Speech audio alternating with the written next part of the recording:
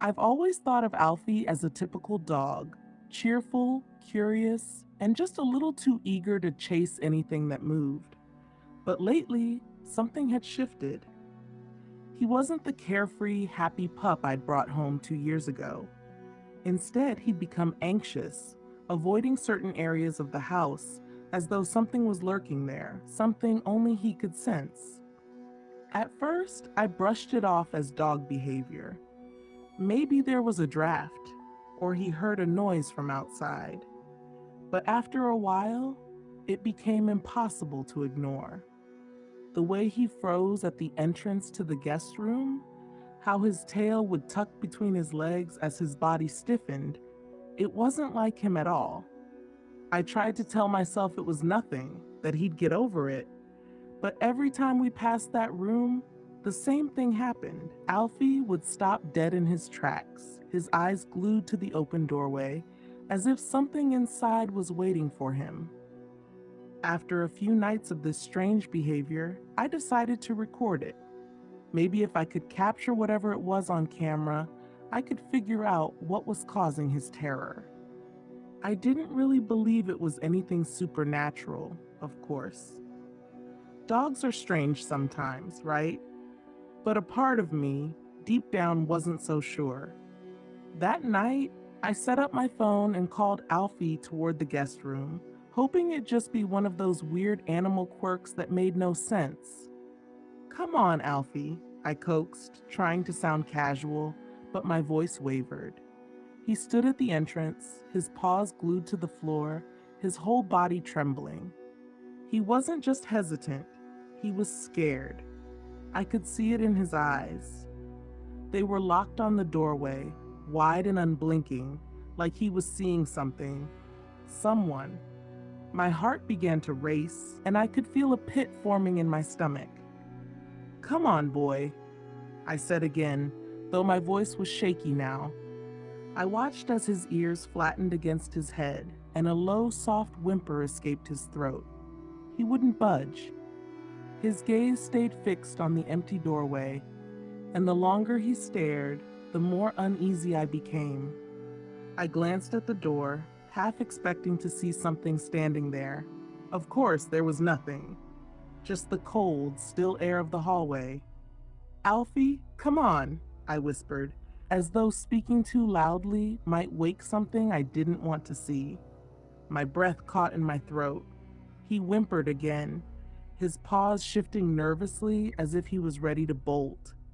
I laughed, trying to break the tension, but it came out weak, hollow. What's wrong, boy? What do you see?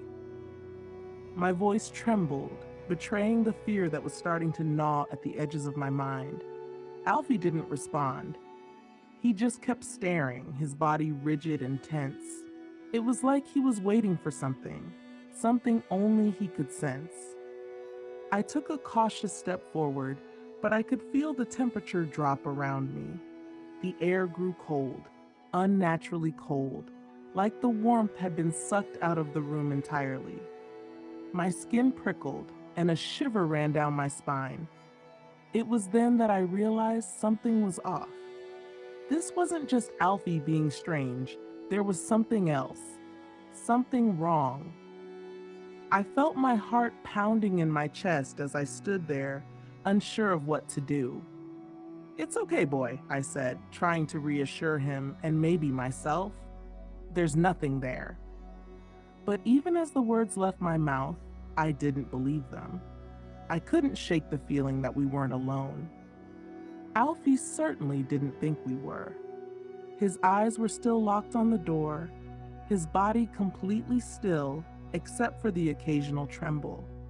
3 minutes passed, then 4, and Alfie still wouldn't move. His breathing had grown shallow, his eyes wide with what could only be described as fear.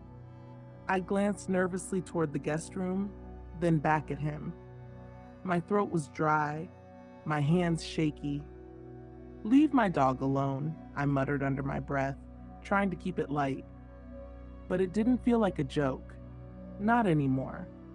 Suddenly, Alfie let out a soft growl, his lips curling back slightly as he bared his teeth toward the empty room. I felt a wave of dread wash over me. The sound was low, guttural, unlike any noise he'd ever made. My heart raced, and I could feel the panic rising in my chest. I couldn't see anything, but the way Alfie was acting, it was like something was standing right there, in the shadows of the room, staring back at us. "Come here, Alfie," I whispered, my voice barely above a breath. But he didn't move. His growl grew louder, more insistent. It was like he was warning whatever was there to stay back. My pulse quickened, my breath shallow. I didn't know what to do. Should I run? Leave the house? I couldn't think straight. The cold was seeping into my bones, and the room felt wrong. Like there was something in the air, something heavy pressing down on me, something unseen. Then, without warning, Alfie took a step back, still growling, his eyes never leaving the doorway. I felt the hairs on the back of my neck stand up. My skin tingled with that primal sense of fear, the kind you get when you know you're not alone. But there was nothing I could see, just an empty, dark room. Yet Alfie's reaction was too real, too visceral for me to ignore. He sensed something there, something I couldn't comprehend.